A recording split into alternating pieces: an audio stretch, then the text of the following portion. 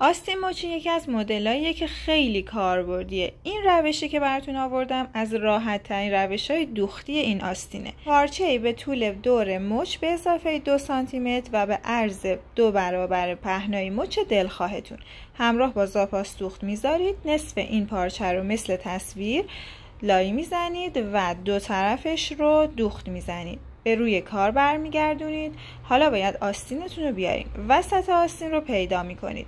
همیشه برای مچی باید آستینمون بزرگتر از دور مچ باشه.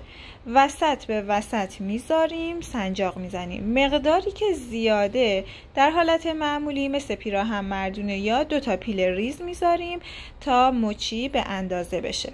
زاپاس دوختی که توی آستین اصلی داریم باید به روی مچی بیاریم و دوخت بزنیم.